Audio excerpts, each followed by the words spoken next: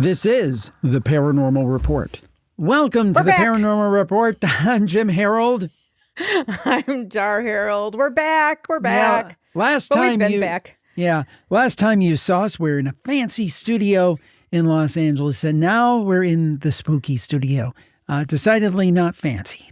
And the extension. No. There you go. And what are we calling my office? Yes. Spooky Studio B. Spooky Studio B. Studio Spooky B. Studio A and Studio B, yeah. Wasn't Studio B some kind of big nightclub in New York or something? Well, there was wasn't there no, that was Studio 57. 54. Oh, I thought it was 54. Yeah, it's 54. Yeah, 54. I don't know what Studio 57 is. That was that was like the cheap knockoff. That was the cheap knockoff, Studio 57. Yeah, what a whirlwind that was. And that's why we haven't had a show for a week and a half. But we're back, and we're going to do another one of those UFO breakdowns of one of the releases. But first, we have a couple of important things to mention. First and foremost, this Friday, we're going to have a Summerween live stream. Yay! Yes. Yeah. Tell the folks about it.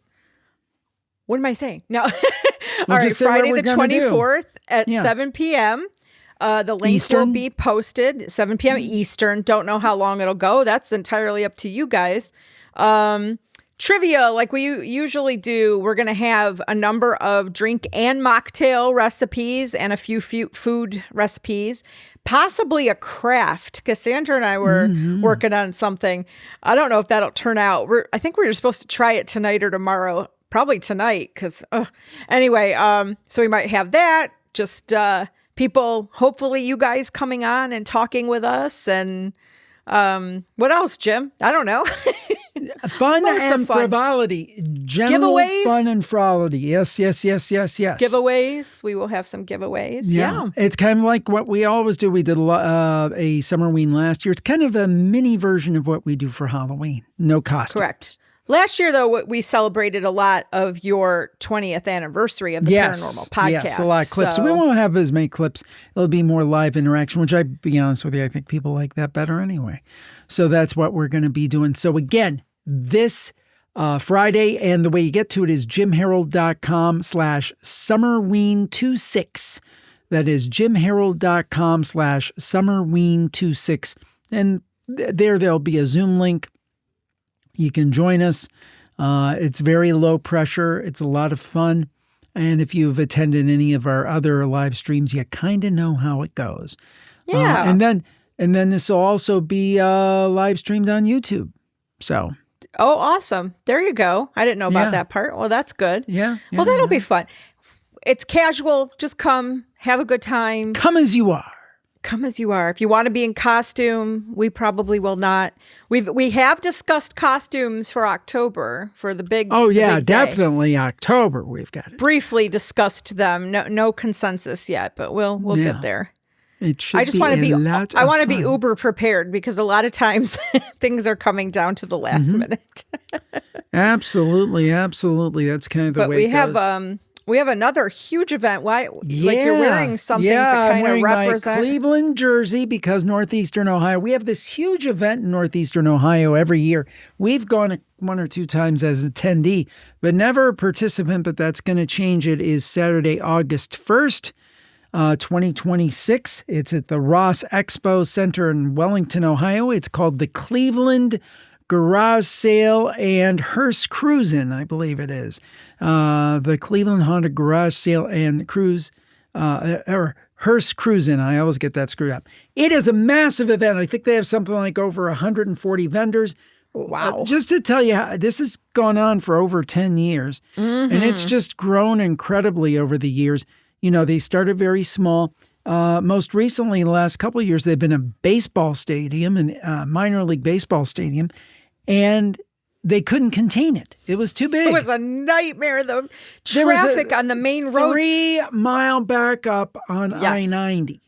That tells you. For people trying to get into this event, it is huge. So we're going to be there. I'm going to be doing a live campfire recording at 1:30 p.m. that day. Eastern, yes. Eastern, so I hope that you can be there. But it's not just me. I mean, we're talking 140 plus vendors. I know ticket sale proceeds go to help St. Jude, which is an awesome cause. We're really excited about it. So I hope that you'll be there. I hope you'll tell your story, stop by and say hi. I will be there. Dar will be there. We were thinking Cassandra's going to be there as well. It's going to be a great time. So I hope everybody shows up. And a lot of times I'll say when I'm at my library talks or anything, I say, don't drive. You know, if you're in the area, that's great. But don't drive from like Chicago or Detroit or Philadelphia. You know, don't drive from. This is different. This I would say drive in for. If you're anywhere in the region within several hours of driving distance, because if you're into the spooky, there is so much into the spooky, into horror. You always mention camping opportunities. I guess they have some camping opportunities. They do. So you can find out all the information at clevelandhauntclub.com. That's clevelandhauntclub.com. And I don't want to belabor the point because we have a show to do, but I really hope everybody shows up. Yeah, it's a huge, because they started out small and they started in like parks and then they went to the stadium and they still couldn't contain it. They are now at this Ross Exposition Center in Wellington. Which is huge. Ginormous. It's brand new. This will be wonderful because everything will be inside. So there's no, one year we went and it was just mud walking through all of the vendors. And I mean, there's going to be a band there. There's all kinds of vehicles. They used to have the Batmobile. There's hearses. Right. I mean, this is like a huge, if you're into spooky and horror and or both, it is an event. So we'll have a table as well. Jim will sign books if you purchase and can meet and take some pictures and as well as attend that live campfire, which will be awesome. Yeah, we always said we wanted to participate and just, we always had something with the kids around that time of year. And this year they sent me a note, sent me an email and said, would you like to participate? And I'm like, are you kidding? I've been wanting to do this for years. So, very, very it's awesome. fun. And they do a great great job event. with it. Yeah. Oh, they do. It'll be fun. It's Hope really, to see really you. well done. The Haunted Garage Sale and August 1st. Hearse Cruise-In. August 1st, Saturday, August 1st at, it goes from 10 to 4, and I'll be doing my show at 1:30 p.m. All right. Now, on to the show now. We thought we would go back and revisit this latest UFO release. And of course, they put it out literally the day after we recorded in Los Angeles. Isn't that right? Right. We just mentioned it during our recording. When are they going to, that we thought, we're like, you guys know we're not psychics because we predicted it would come out like July 2nd or 3rd, right by the holiday, so that it would be buried, but it did not. It came out the following week, the 10th. We were joking on the previous show. If you saw it, we're like, no release. Yeah. Well, and then by the time it was out, it was released. Yeah. Yeah. I put a note in the show notes. I said, yeah, we know it was released like the day after we recorded this. Of course. Yeah. Of so course. That's always the way it goes. So, so there have been 4 releases, 1, 2, 3, and 4. And we did a show on ones. You could go back and search for that if you want to see the very first. Release 1 contained 14 pages of documents, videos, bad photos. 2 and 3 pared down big time. They both had 6 pages. And now release 4, we only had, is it 4 pages? I said. Yeah, 4 pages of material. That's I think I told you before the show how I think this is going to go. I think when Disclosure Day came out, that was kind of the apex. The first release, Disclosure Day, that's when people were tuned in. I think by now, most of the people, other than the spooky people like us, I think they're tuned out. I think they don't care. And each subsequent release gets less and less publicity. So I think this is going to go down with Project Sign, Project Grudge, Project Blue Book, that you had this little speed bump of activity and possible disclosure, and then in 10 or 20 years, people will be talking about when the next supposed disclosure comes up. That's kind of the way I'm afraid it's going to go. Now, I know we have great people like Burleson, Moskowitz, Burchett. We've got Luna. We've got a host of Congress people who are trying to pursue this, but I think in the end, their efforts will be thwarted. One way or the other. I think they'll be silenced somehow, or just it's going to drop. I also think, just my theory, my 2 cents, I think Disclosure Day, the movie, wasn't as big of a success as they thought it was going to be. Right. And therefore, this was great for them. They're like, well, nobody's really paying any attention. We don't have to release anything really any consequence, or, we don't have to talk about this, which they really don't. I mean, I said it last time, if you go through these files, first of all, no reporter's going to be paid to spend time going through these files. You have to really go through them to determine what's going on. There is no commentary and very little information when they put the file out. We've done more than most, and we haven't only scratched the surface. Tiny. But we've done more than most. Tiny, yeah. Yeah. And it's just because it's a lot. And then you'd have to probably go back and do additional research about what was going on at that time. And, it's a lot, and that's what they're depending on, I think. Now, what I'm wondering is, I'm sure there's some intrepid researcher out there who's going to write an in-depth book about these releases. But it's going to take them a couple of years to do it, to really go in and delve in and look at the primary resources and so forth. I'm sure there's going to be somebody doing that. I will give kudos to News Nation, and I didn't include the article, and I barely read it because, like I said, this came out when we were on our way back from LA.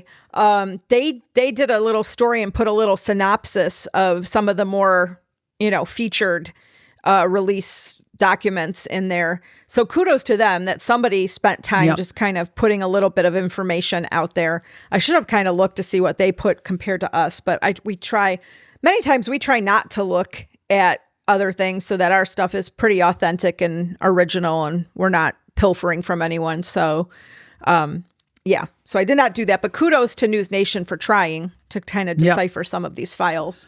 Well, we'll start with the first one. This goes back to 1949, and apparently there was a conference held at Los Alamos Scientific Laboratory. Of course, people will know that is the place where Oppenheimer and so forth did the work on the atomic bomb.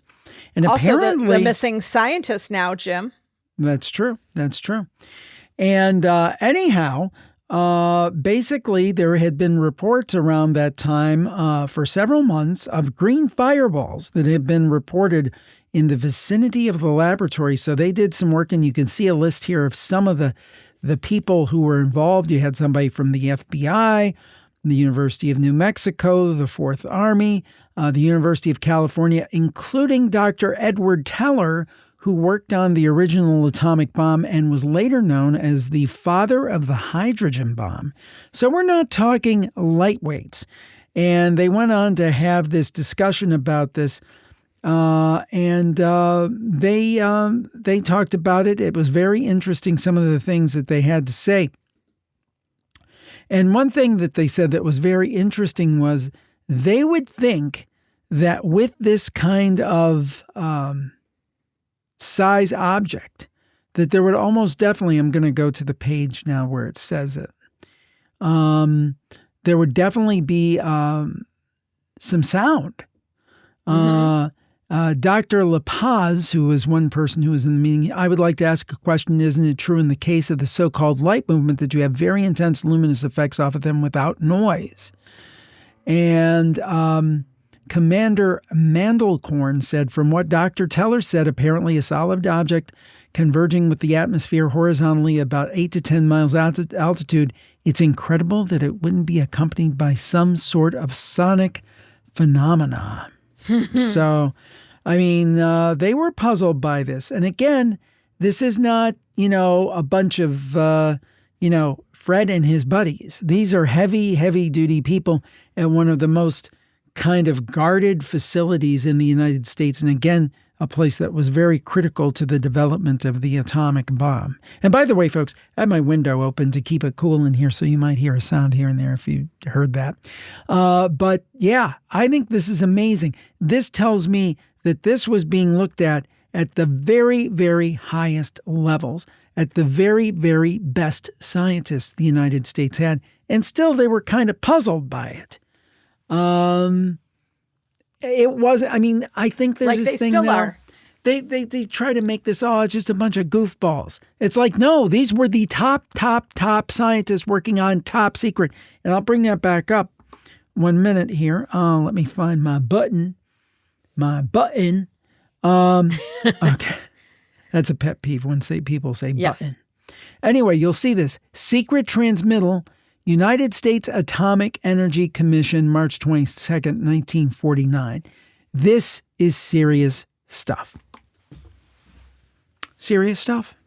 But buried. Nobody cares. But buried. Now, you have another one up here about Project Sign, which was one of the various projects to get to the bottom of this. Still hasn't happened, has it? But I'll bring it Correct. up here. No. So this file is an initial report from the Air Material Command regarding Project Sign. That was a 1948-49 U.S. Air Force program to investigate the nature and origin of these UFOs. It details 100 UFO sightings from 1947 to 1948. And then it kind of ends with this article, and it's only an excerpt. I thought that was kind of interesting. They didn't put the entire article in, from The Aeroplane. It was an aviation-focused magazine published between 1911 and 1968, and it was all about the biology of the flying saucer. But if you go through this file, if you could see point 4 and 5, they said it has a breakdown of all the reports that they got. And this was a great summary. It's a series of interesting, that's how they're calling it, interesting observations that were noted when reviewing the many incident cases. A was a high rate of climb, as well as the apparent ability to remain motionless or hover for a considerable length of time. B was the object was described as being oval, disc, or saucer shaped 31 times. It was associated sound was only present 11 times. That kind of just speaks to what you were talking about. There's often no sound. Reported sights have varied from that of a 25-cent piece to 250 feet in diameter. So there were different sizes, yeah. Yes. From the size of a pursuit plane to the bulk of 6 B-29 airplanes. Then they talk about the next page 2 is talking about the number of objects per sighting. Most 77 of those sightings, there was one. 2 to 5 sightings, like objects, 21 sightings. And it goes on. Exhaust trails were reported 23 times, and speed has been estimated throughout the entire range from very slow or hovering to supersonic. So if you go through... if you go to like page 3. Okay, 1 second. I'm just checking on one little factoid. No, I was just checking on one little factoid because I thought it was interesting. The first supersonic flight happened October 14th, 1947. So things weren't exactly flying around supersonically. There you go. I just wanted to make that point.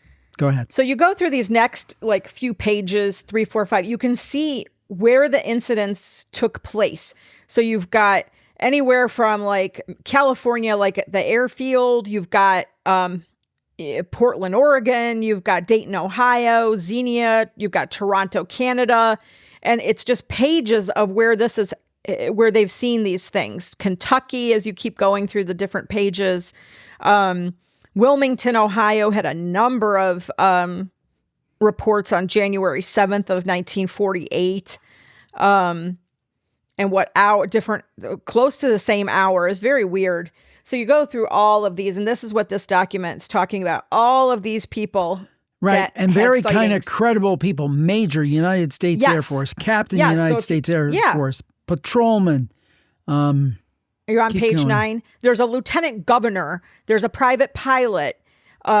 Page 10, a professor and head of aero engineering. Traffic air controller, captain of the U.S. Air Force, a judge, a constable.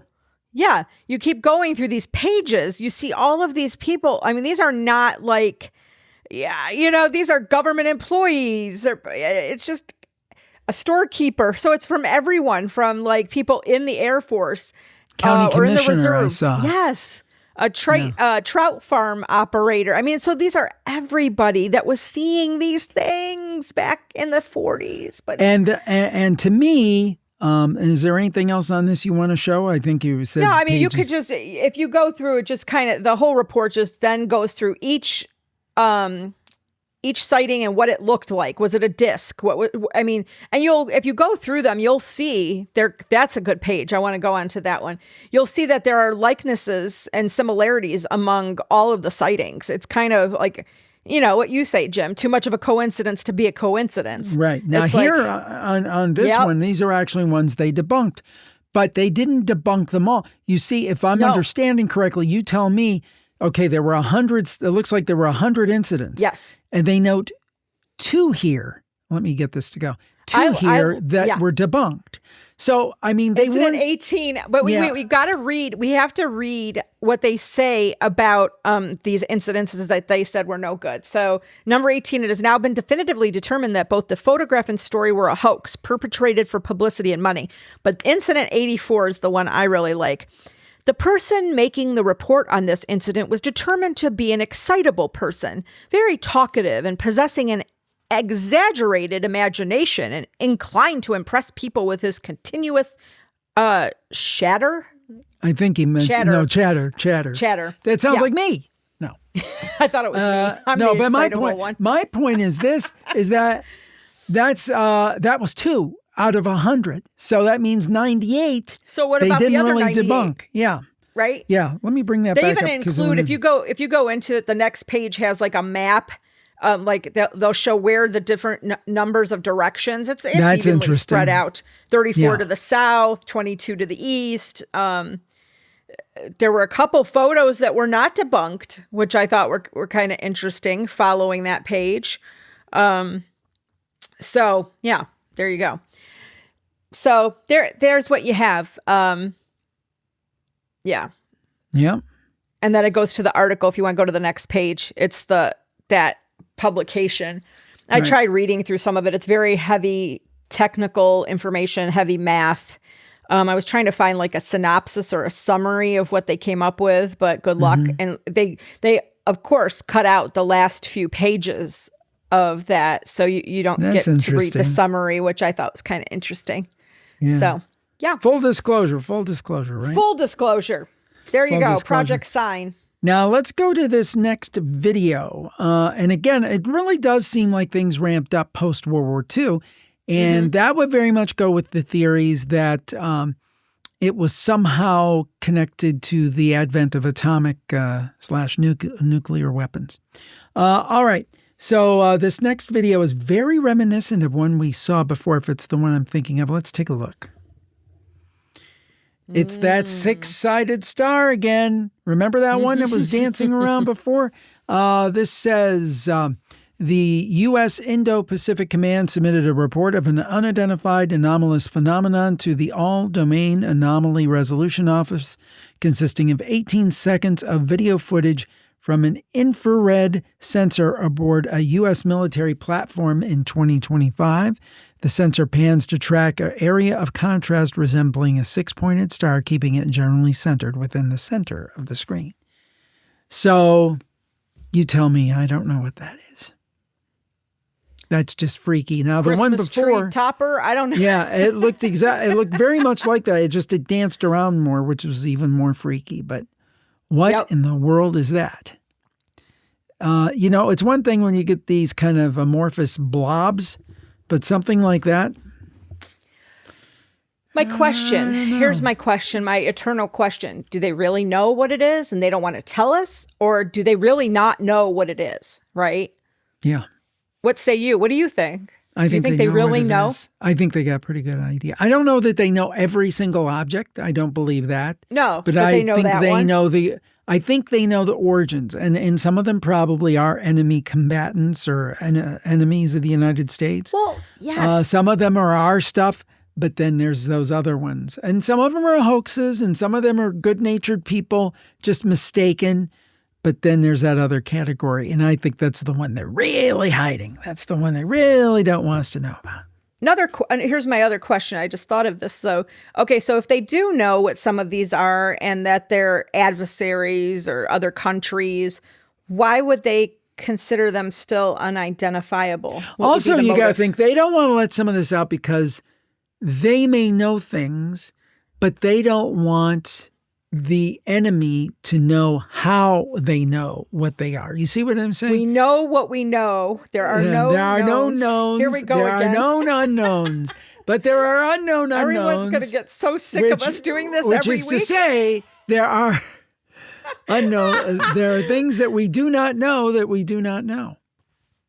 No, I think you're right. I think some of it is because of intelligence. Yeah, intelligence, methodology. Yeah. Methods and methodology. I think some of it. Yeah. And that kind of makes sense. I understand. Well, that's the point. I think here's the thing. There I smacked. There I did it now. See? Okay. But the thing that I feel is that there is a total justification for some secrecy. But I think they've overdone it for way too long. That boils down to it. I mean, I'm a patriotic American. I fly my flag on July 4th and salute the flag and sing the national anthem and all that. But I think there's a time for secrecy and there's a time to be open with the people. And I think we're at that point where we should be a little bit open with the folks. All right. I think we've got another video here. This is your video, right? East China Sea 2025. The United States Indo-Pacific Command submitted a report of an unidentified anomalous phenomena to the All-Domain Anomaly Resolution Office. Oh, we know how great AARO was, consisting of 5 minutes of video footage from an infrared sensor aboard a U.S. military platform in 2025. So it tracks the contrast and then it keeps it generally centered. You see it? There's that little white blob moving to the left. It intermittently loses distinctiveness against the background throughout the whole thing, and then it kind of zooms in and it tries to pan from right to left to find it. But they don't know what that was. That looks like a balloon to me. Do you think that's a balloon? I don't think that's a balloon. Well, here's what I don't like about this. If you pay really close attention, what is the little thing that's hanging from it? Right? Can you see that little? Well, that could be almost like a gondola or something. Well, I'm wondering. What is it? I lean toward. See, and this is the point, and this is what the debunkers don't get. People like you and me can say, hey, this one looks like a balloon to me. Many of us are willing to say when we don't think something is anomalous or weird. Although, I mean, not necessarily a balloon, but it seems like it's drifting like a balloon. It doesn't seem to have any sudden jerky movements. A lot of these things, they dodge in and out. They're moving around in weird things. This is very stationary. Looks like something blown by the wind. And we really can't get a sense of the speed or anything of it because the camera's following along, so we really don't know how fast or slow it's going. Very shiny on the bottom. Every now and then you can see it like a glare from it. That might be one of those infamous Chinese balloons with cameras and stuff. All right, if they know, listen then, Jim, here's my argument. If they know it's a balloon, or they pretty much suspect it's a balloon, why would they categorize it as unidentifiable? I don't know. Wouldn't they just keep it secret and keep it on the down low and shut up about it? If they thought it was an adversary, why would they classify it like this? Maybe or just to put things in to confuse everybody, or maybe they're putting it in there to say, "Hey, see, it's just a balloon." Like you put some things in to kind of make people. Well, like a big deal. Throw people off the track, right? A red herring, if you will, off the scent, so to speak. I don't know. Right. I just curious, but yeah, that one you're right doesn't behave like the other ones we've seen. So. Now, this one, we might have to fast forward through some of this because it's this is the next one. Let's give it a look. So you won't see anything at first, and then you'll see something kind of pop in. So let's see. Also, the Navy. Yeah, this is what I was about to say. Okay. The U.S. Navy Unidentified Anomalous Phenomena Task Force transferred this media to the AARO in 2022. This video contains 2 minutes and 57 seconds of footage likely captured by an infrared sensor aboard the infamous U.S. military platform in 1996. From an area of contrast transfers the sensor field of view, entering near the upper right corner and exiting the lower left of the corner frame. We've been through that part. And then the footage repeats at a slower playback speed. And in other words, there's going to be something flying through here. I think I just saw it for a minute. Is this the one that it darts so quickly? They're right there. Those two. See those two objects that just went? Wow. That was fast. Yeah, we'll just go through it up again. towards the top, right? Like the top that third, I would say. Yeah, right. Hold on. there's that. And then let's see if right past the one rectangle on the left, you could see it blip off there, the screen. There, and gone. And that's it. Pretty much, I think. Yeah. So they didn't know what that was. So what was that? You know, and that almost looks more craft-like. We'll take one more look at it, see if we can get it back in here. There it goes. And I'll just bring it in real slowly. There it is. There two specks. Two specks. Yeah. You see them there, and right then there. do you see them? What's the white thing? As you play, it goes to the left of the left rectangle. It like zooms. Something zooms off. Did you see it? See right? Yeah, I think that was. There's two of them. I did see, but see. Yeah. There's like a fire. But I think that's just a. It looks artifact. like a tape. It looks like a tape artifact. You know when you used to have an old VHS and it had the lines. So there you go. Was just this? two spec. 1996. 1996. Okay. So obviously they didn't have the cameras and stuff they have now. So funny, they said they transferred that in 2022. Where was it all that time? Yeah. I don't mean to be conspiratorial. I think if they would just explain stuff, I wouldn't be just asking questions. But no, I wouldn't ask half the questions I ask if I had some stinking knowledge about any of this. I don't know. All right. You have some photos. You have some photos to show us. I just have the one I put in because it was I think this one's stupid, but this was between November 19th and December 7th of 96. It's aboard the Space Shuttle Columbia. And they said they found 3 objects of an unidentified nature in low Earth orbit. And it says you can see the object near the center of the frame to the right of the limb of the Earth. So, yeah. That speck right in the middle. And isn't Columbia the one that exploded or blew up over the atmosphere on reentry or something? Remember in the 2000s? Mm-hmm. Everybody forgets about that one, that tragedy because of the Challenger. But correct. Yeah, I'm pretty sure that was one. Yeah, very sad, very sad. So they gave us a series of these 3 pictures and didn't say anything about it. Mm-hmm. But, that kind of goes into what we had talked about with the Gemini and our last show. Even the astronauts were seeing things, and it was all kind of... So what are those, Is it just space junk from previous... I don't know. Do we know, as the United States, do we know how much... Do we have that kind of information? What China's putting up there, what Russia has put up there, what all these other countries have put up into space? I'll give you an example. The U.S. has a space plane. I think it's called the X-37 that people know about. There's, pictures of it. People know it goes up in space and does secret things, and we don't know what. But, you could imagine it's probably got military applications.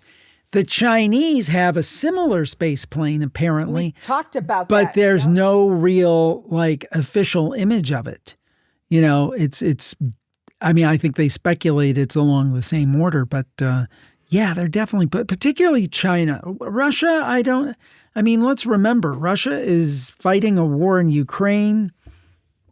Their economy is not exactly fantastic. So I always wonder how much everybody says Russia, but I really wonder how much Russia really has. But China? Well, maybe they did before, not definitely. Oh, definitely when it was the Soviet Union. Absolutely. And I'm not saying they don't have any secret capabilities. I'm sure that they do. But China's the one you got to watch out for because they've got this booming economy that we've largely funded. And through our purchases of Amazon and Walmart and so forth, guilty. But the point being that they have the ingenuity, they have the economy, they have the wherewithal to really challenge the United States. We're seeing it with their Navy. We're seeing it with their burgeoning space program. China's the real deal, and it's quite frightening. It's quite frightening. And again, that's guided. And just to be clear, that's aimed at the government, the CCP. That's not the people. It's nothing against the people, but their government is something to be very wary about. Go ahead. Well, I was just going to say the Columbia disaster was February 1st, 2003. Where you're correct, over Texas entered as on reentry, and it disintegrated. I just wanted to mention that because I almost feel badly. I feel they get lost because everybody thinks, the Challenger explosion. Because there was a tragedy in 1966 with one of the early Apollo when they were on the launch pad and it caught fire and multiple astronauts passed. But 1985 was the one where those of us who were alive, we saw it on TV. It was kind of like our generation's, before 9/11, it was kind of our generation's Kennedy assassination because we saw it on TV, we saw it live. The whole nation was shocked. It had Krista McAuliffe and, I thought Challenger was 86. Did I say something different? You said 85. You said 86. Yeah, you're right. Once again, she's right. All right. I looked up Columbia and they mentioned Challenger and I'm like, wait. And then when you said it too, I was like, really? It was 85? No, I think it's one of those things where I kind of know it's 86, but I just said 85 instead. So that was a screw up on my part. But it won't be the last time. All right. Where did we leave off? Well, I'm just stopping anyone that wants to write in and say, you went wrong. See, I just saved you guys some time. Maybe I didn't. Maybe. There you go. I'm sure you'll find something else. This one's interesting. Yes. This is about this. This is one of the more interesting ones, I think. I think so. This, there was a company, or is a company, I don't know if it's still around. It is called Pantex. Mm-hmm. This was a report for the Pantex unidentified object that occurred on September 2nd, 2015, so not that long ago. And if you look into this, there's the official report. And it's September 1st, 2015, at approximately 07:10 hours, the Pantex ground surveillance radar detection system identified an unknown object flying in a non-threatening manner west of Pantex facilities in a northerly trajectory. Now, the thing to think about is that this site is tied to nuclear weapons. The Pantex plant is a sensitive national security site that contains the primary facility for the assembly, disassembly, maintenance, and life extension of nuclear weapons. It's still in existence, according to my search. So the Panhandle of Texas. At approximately 07:08 hours, the redacted, an object approximately 1.7 miles southwest of the Z12 South, traveling at 10 to 15 miles an hour. Several other radar hits were received as the object traversed to the NNW, so northwest, I don't know what that means, to attempt to locate the object and report its position and direction of travel. A PF lieutenant and SPO in the area spotted the object and followed as it traveled north. So again, somebody with some credibility about them. And it goes on and on. After viewing for 1 to 2 minutes, the object then continued north off-site. The last known directive of the object was headed in an east-northeast direction. The lieutenant and SPO were debriefed upon their return to the plant. Their perspective of the object is that was a diamond shape, with it being more round at the top.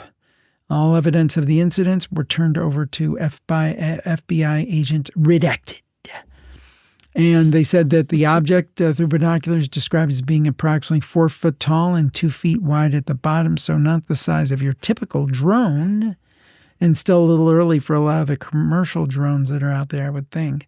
However, there were some discrepancies in the color of objects. Some personnel stated that it was black in color, while others noted that it appeared to be silver, red, and blue. And this is just a continuing theme that we see these things around nuclear installations where nuclear kind of weapon stuff happens. Going back to 1949 apparently, but also Malmstrom's Air Force Base in 1967. So there you have it. Interesting. And they don't know what it is. Very interesting. The next one takes us to the Middle East, correct? No, it does not. It takes us to Project Blue Book. Oh, that's right. That's right. Ooh. It is an enormous file. 220 pages. Yeah. 220 pages. And basically, it's all the probably not all, but correspondence relating to Project Blue Book from 1952 to 1969. It was a U.S. Air Force program, investigate the nature and origin of UFOs. If you go through all of these, there are letters and memoranda sent between departments, agencies of the government, and private citizens. And that's why I thought this was so interesting, because you will see, if we're on page 8, I don't know if we're on page 8, Jim. Not yet, but we will be momentarily. It's a great letter that was typed up page 8. January 4th, 1955. So I'm on the wrong page, maybe. I'm sorry, 15. I apologize. No problem. There it is. Yeah. Dear sirs, my name is Kenneth Hansen. I'm a student at Richmond Hill High School in the borough of Queens, New York. I'm in my 3rd term and have public speaking as a major subject. As part of our final mark, we were all asked to give a speech to convince. I decided that myself and 2 other boys would try to convince the class that flying saucers are real and that they are interplanetary. We thought this would be easy, but we soon found out that at least 3/4 of the class did not believe us. 2 very smart students in this class have already seen a UFO. Our speeches must have been good, since my mark was 99 and the 2 other boys' marks were 97 and 90. We asked those who did not believe us what proof we could give them. They said they wanted tangible proof. We showed them pictures of UFOs that George Adamski took at Palomar Observatory. I would like to know if you have any information that is in leaflet form that I could buy. Also, if you have any slide pictures I could buy that we can use to show the class, if you have any information. And he goes on, I'm very interested. If you could write a letter. And then they go back and they say, Dear Kenneth, and this was on page 14, Jim. This is their answer. Okay. So they put it out. Everything is backwards in this file, guys. So if you go through it, you'll see the letter after their response. So do you think that's think about that, though. They probably did like little things to make it a pain in the butt and say, oh, you don't even know the half of it with this file, Jim. There are letters completely out of order. They're not even rotated. You've got to find them that correspond. It was a nightmare. But I wanted to go through this one because it's very indicative of all the letters they sent to everyone. Thank you very much for your recent letter expressing your interest in unidentified flying objects. As you are aware, the U.S. Air Force has had a major active program in this field for the past several years. And this was in 1955. I am including, for your convenience, a copy of the U.S. Air Force Summary of Events and Information Concerning the Unidentified Flying Object Program, that was all in quotes, which compiles the latest facts the Air Force has established in this field. I believe you will find the attached pamphlet interesting and informative. Blah, blah, propaganda. And that was from Director of Intelligence, okay? Every letter goes on and it's almost the same thing. So if you go to page 18, I particularly loved this one. This made my heart, I felt bad. I still want to know what happened to this kid's money. And which one was it again? What page? 18. You got it. Dear sir, I would like some information on flying saucers, on some of the reports and some that have landed, and I'm writing that George Adamski, who lives in California, Adamski, sorry. For this information, I enclose 30 cents from Mike Frank. Please send some information on what orbit or orbits the planet it comes from. Please send some pictures on the men inside. Right. And interestingly enough, Cuyahoga Falls, Ohio. Yes, there you go. So they actually, if you go to page 17, they're enclosing that same stupid document that they're enclosing that pamphlet. I wish they would have put, you know what they needed to do, unless I just missed it. I needed to see the pamphlet. It's not in here. They said there's no charge for the flying object information. What page again? 17. Because remember, everything goes backwards. Out of order, yeah. The 30 cents you sent us is enclosed herewith. So they did give him his money back, which I thought was very sweet. How nice of the government. Don't worry, they got it back later. When young Mike Frank got a job, they got it back real quick. Yeah. Some of them are sweet and simple like that. And then some of them are a lot more involved. Page 25. Dear Secretary of the Air Force, I'm addressing this letter to you because I have good reason to believe that oh my goodness, I need my glasses. You above all would know. Yeah.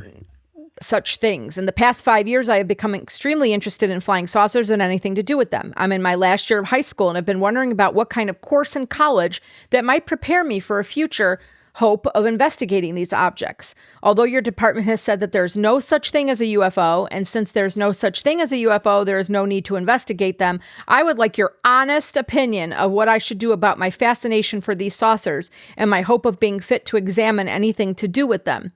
And he goes on, and then if you go to page 24, okay. Dear Howard, he's saying, I think that was Howard. Let me double check because there's so many people.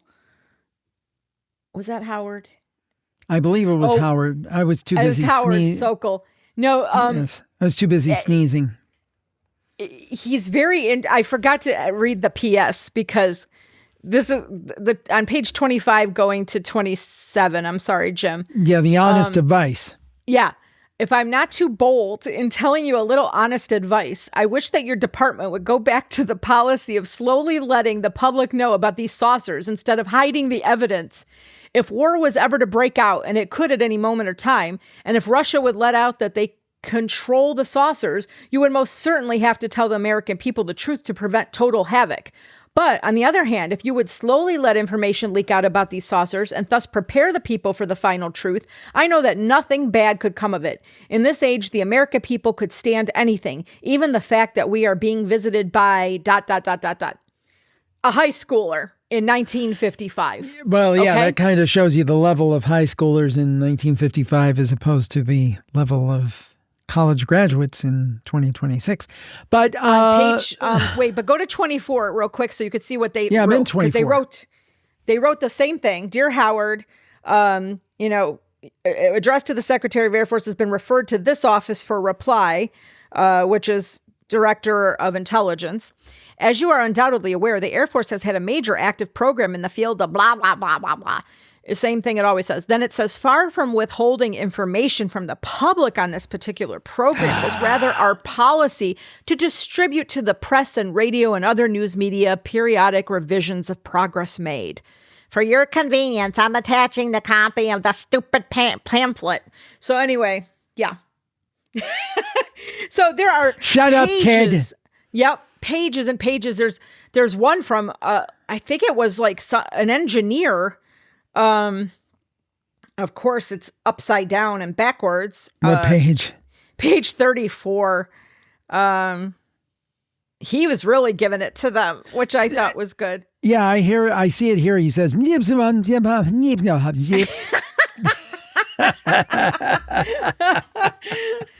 it's all upside down. You should have seen.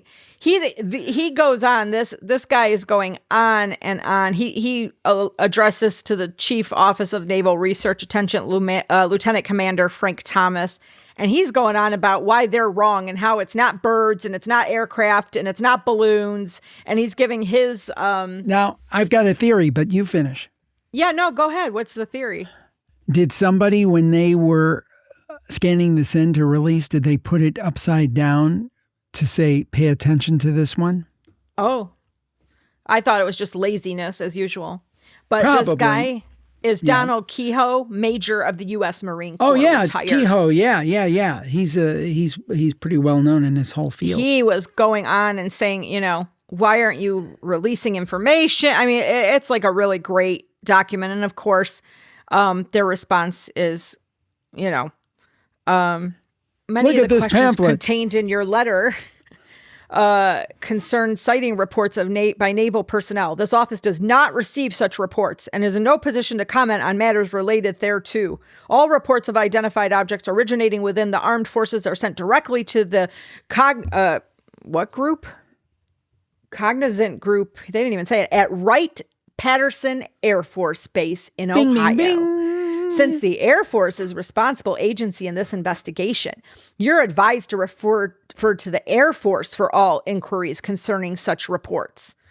And it goes on about, we are coordinating, the Army and the Navy are actively cooperating in the expeditious handling of sightings reports and blah, blah, blah. Yeah, this one's really messed up. I'm looking at it, and then there's a blank page I'm flashing on the screen. Oh, yeah. It's a nightmare. It was like, and then I had to go back 4 pages to find out their response. And because if they wanted to do a competent job of releasing these files, wouldn't you figure that they could take 10 minutes to collate? Even if it were 1,000 pages, we're talking about a major release from the government, and you're putting stuff upside down and backwards. Yeah. And how many pages were left out of this? It's either A, it's not a priority to do it well, or B, we're going to intentionally obfuscate it, or C, somebody's trying to signal something. Yeah. Well, there's pages from reporters asking questions, just common citizens. Some are handwritten, some are typed. Just a ton of information. But you also wonder how much was left out of here. Right? Yep. Because it's 220 pages. They could easily leave out how many pages and nobody would know. They can't even get the pages right side up. It's ridiculous. Yeah. Page 52, there's an airman going into the Air Force intelligence, and he wanted to know. And he said, the reason why I'm going into this is because I want to, sir, I'm a citizen of the United States, the greatest country in the world, and I love my country and the people in it. And I believe, like most Americans, in knowing the facts. And he wants to see a film, and they kind of poo-poo him down like, you're not going to get the facts. And you shouldn't be writing to us, basically, because you're just an airman and you should shut up. Yeah. Who are you? Yeah. Towards the end of this 220, then you start getting into some people's sightings and incidences. I'm not going to go into all of that because it's ginormous, but this just gives you guys a taste. It is very interesting. If you do have time, that's one of the great ones. I'll have the link in the show notes. It's a really good one to kind of pan through, and the responses are all the same. Here's a pamphlet. Here's our propaganda. All right. Here's another video. This one is the United States Central Command submitted a report of an unidentified anomalous phenomenon to the AARO consisting of 10 seconds of video footage from an infrared sensor above a U.S. military platform in 2023. Let's take a look. Now, this one's real fast. It'll fly in and out. Oh, this is the one I was talking about before. Yep. Boom. And it's gone. We'll look at it How can it dart like that in almost like a upside down V? Did you see? Let's go back. Were those like red lights, or was it a reflection? That might be an artifact of the thing. Now, some people might say it's a fly or something, but that kind of looks, well, I don't know.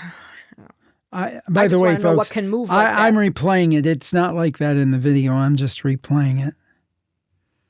So it comes up and it shoots down. So what say you, Jim? Air balloon? No. No, this one I'm kind of Switzerland on this one. I don't know. Oh, you're Switzerland. So you don't think that's necessarily a UAP UFO?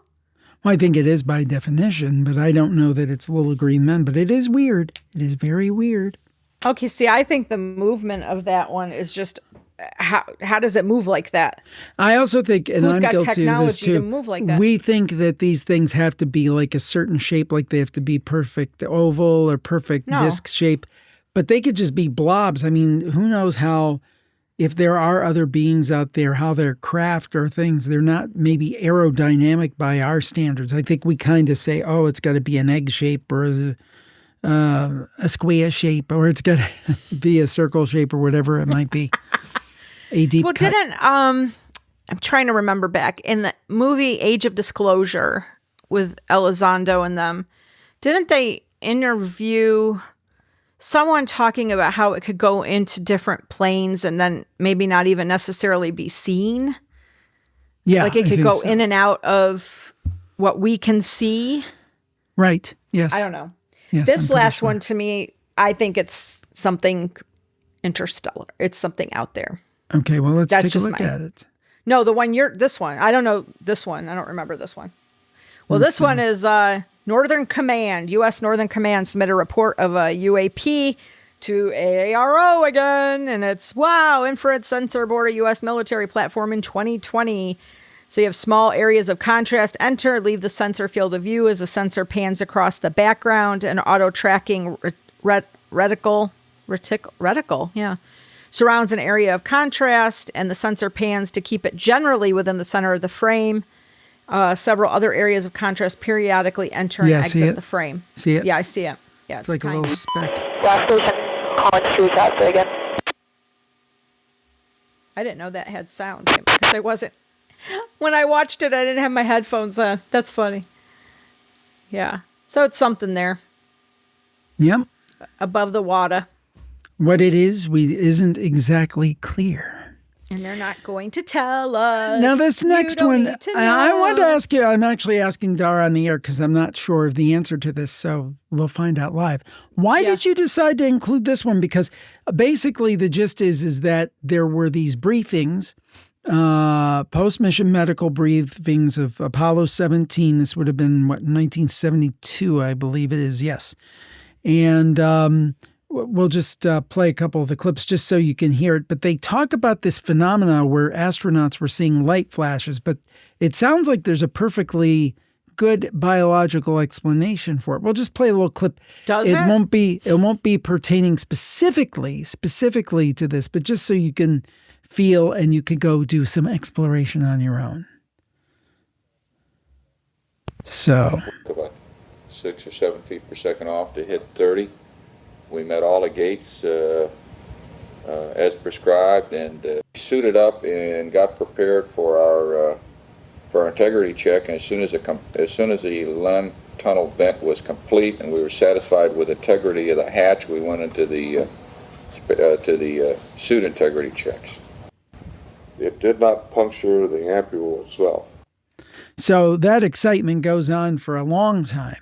But they talk about this flash of light, the light flash phenomena, and the notes here say, now these notes came from the government, right? They came from the government. Mm-hmm. It says, in this continued segment, crew members and debriefers further discussed the light flash phenomena, a then novel, now well-documented biological effect where high-energy cosmic rays pass through the eye and strike the retina, causing the perception of light streaks or flashes.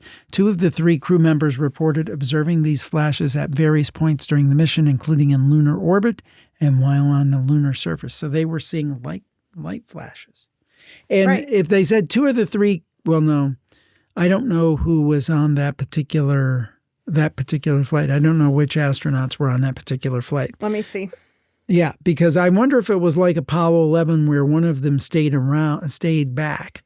Well, I imagine they would. It was in the capsule, the craft circling the moon, and then the 2 landed. I don't know if it worked like Apollo 11. So you had Commander Gene Cernan,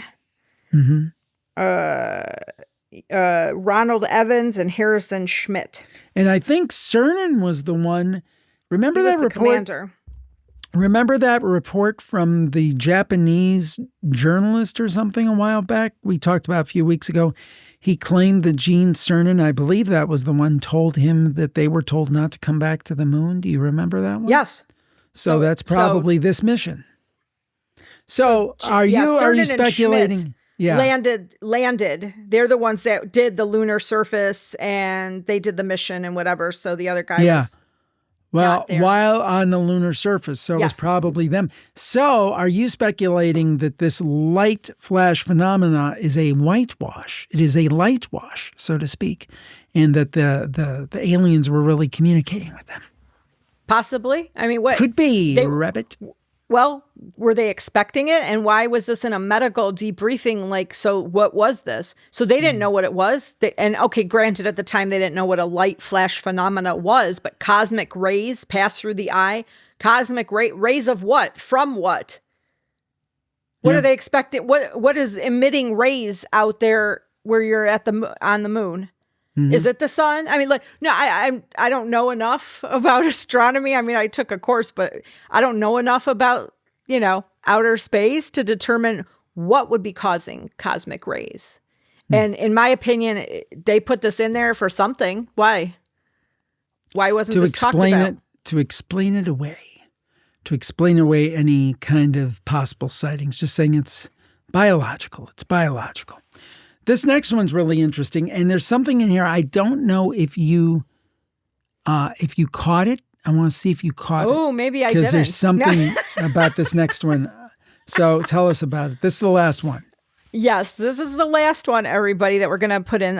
It's got two pieces of correspondence, this file. The first is September 22nd, 1967.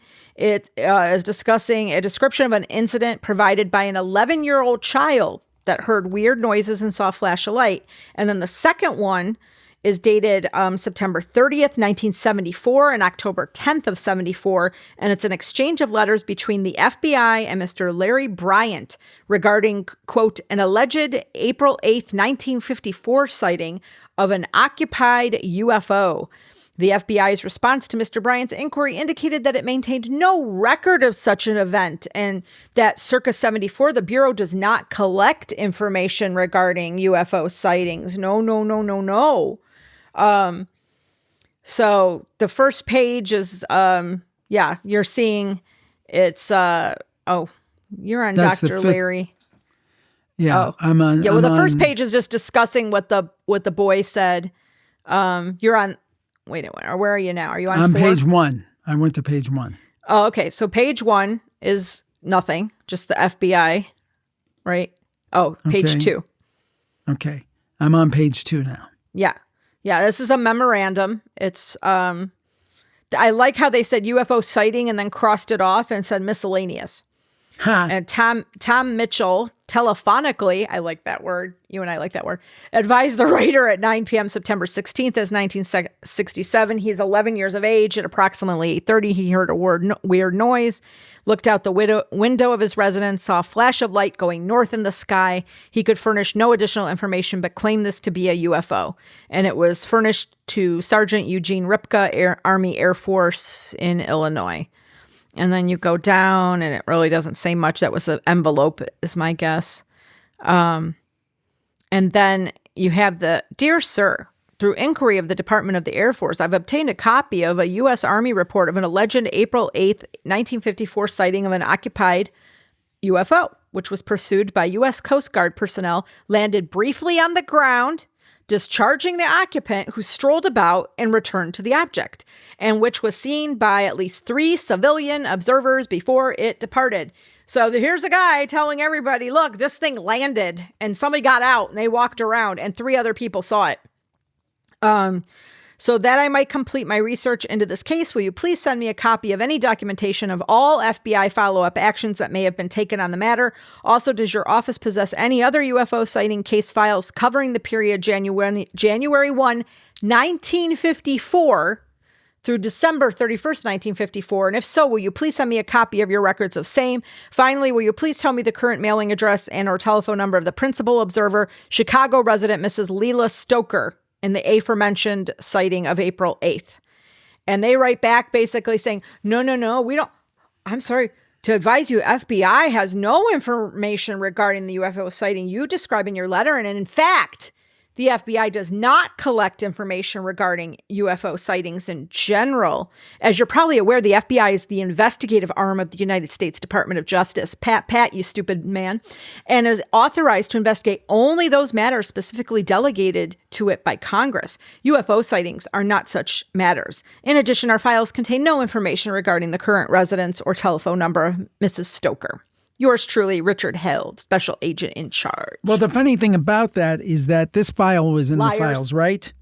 Yes. So if they don't collect any information, why is this in the files? And why are there other files that have already been disclosed that we've talked about previously that talked about the FBI? 1954! There are files in here from 1954. Liars. They're going to say it's a technicality because the FBI doesn't do this, but the Air Force does. That's the shell game they play. The shell game they play. Well, it's like when you ask the Air Force, we don't have any records on that Navy sighting, but the Navy does. You know, that's a part of this. It's built. Yes. You know what I can compare to, and I've done this before, maybe on this show, maybe not. remember the case of H.H. Holmes, the guy that built the murder house, turn of the century, Chicago, Yes. I believe.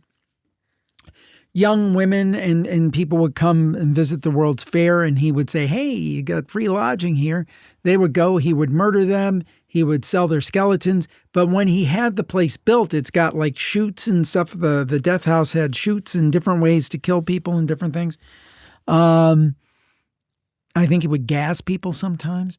He had different people supposedly build the house so one wouldn't know what the other one's doing. So there's like somebody wouldn't put together, oh, this guy's building like a murder castle. Same thing with the government and UFOs. They compartmentalize it so much the left hand really doesn't know what the right hand's doing. No. And they're not going to tell, even if it did. They probably know, but they're not going to tell you. They're just going to use that as a nice, convenient excuse. Not our department. No, no such thing. Move along. And I don't know that we have any great insight on any of these sightings, but it's just to show you the stuff that has been released, and we've only scratched the surface, and I bet that's 99% more than you've heard from your media that's supposed to be informing you about these things. And if we can do it as just two regular citizens, not journalists per se, why can't they do it? Why won't they do it? It's a good question. If all of this stuff exists, why? To what end? What are they? I just don't understand. Don't tell me you've had information since the 1940s and you have no clue. Come on. Yeah. No clue. You have a clue. What did somebody want to say? tell us the clue. Don't pee on my head and tell me it's raining. That's right. Yes. Well, but I tell you something I do know. What do you know? Friday, July 24th, 7 p.m. Summerween. We, you can go and join the Zoom meeting at, what is it again? JimHarold.com/Summerween26. I'm getting a little old there. Forgetful. Well, the link will be on that page, yes. Yeah, Summerween26. So that's a great way to join us. And if you're not part of that virtual campfire group, what are you waiting for, guys? Get in there. On. You know, the thing I was pointing out to someone the other day, it is a great way not only to keep up with the shows, but if you have a spooky story and you want to get people's opinion about it, that's a great place to do it. Go there, put your story up and say, hey, guys, what do you think this could be? And we have a really respectful group. We have a great admin who does a great job. You do a great job. I pop in from, time to time, not as much as I should, but it's a great place where our community carries the conversation on and says, yeah, I had something like that happen to me. It's virtualcampfiregroup.com, virtualcampfiregroup.com. So there's no cost to it. It's free. If you don't know and you haven't been there, there's different sections. There's a section for campfire, all of Jim's shows. You could subscribe. You could say, oh, let's talk about that story from last week that aired. And people are doing that. And it's a nice, not nasty place like you'll find on other social media. And we hear about how horrible or AI slop that's constantly, so this is not that place. And if anyone is nasty, myself or the moderator, we'll kick you out because we're not doing that. Yeah. We don't do that. This is a supportive, safe environment for people to talk about their beliefs and everybody should just respect everyone's beliefs. Not everybody always agrees, and that's okay. Right. We have fun sections. We have a section on recipes we just started. Yeah, brand new. Excellent job. Great idea for Dar. Fantastic idea. Well, a lot of our people thought about doing it. I know Marcia and others are like, oh my God, can't we post this? And we have to post recipes. So we're going to post recipes too. So, hey, you go there, you read a little bit about a ghost story, a UFO, cryptid, and hey, I'll grab a recipe for dinner tonight. So, I mean, general talk, showing off merch you've bought. I mean, we had a really great submission from somebody in Cardiff, right, who saw somebody wearing one of our shirts. I mean, it's amazing. I mean, it's just a great supportive environment. We do polls. I did a great poll this week on psychics just to get everybody's ideas, like what they believe and don't believe and what they think it might be. I mean, so you're really missing out. And I really wish those that did sign up participate. Even if you just answer the poll, you don't even have to leave a comment, but be more active in that group because it's a great, great group of people. And we appreciate those that are active and are supporting it. it's just a lot of fun. It is a fantastic group. It is a fantastic really group, no is. doubt. Now, but we can't forget, August 1st, 10 a.m. to 4 p.m., the Haunted Garage Sale and Hearst Cruisin'. I always get that wrong. Be there. Be there. You can check out all the details at clevelandhauntclub.com, clevelandhauntclub.com, and I'll be there recording Campfire. We'll be there all day, but specifically we'll be recording Campfire at 1:30 p.m. So hopefully you can stop by, say hi, shake our hands, take a picture, maybe tell your story on the show. So cool. And go walk around the 140 vendors that are selling like beautiful crafts and things related to horror and spooky stuff. And, it's a great time. It really is. Lots of fun. It's a good time. In fact, it's so good. It makes me want to dance. We'll talk to you next time on The Paranormal Report. Stay spooky. Bye-bye.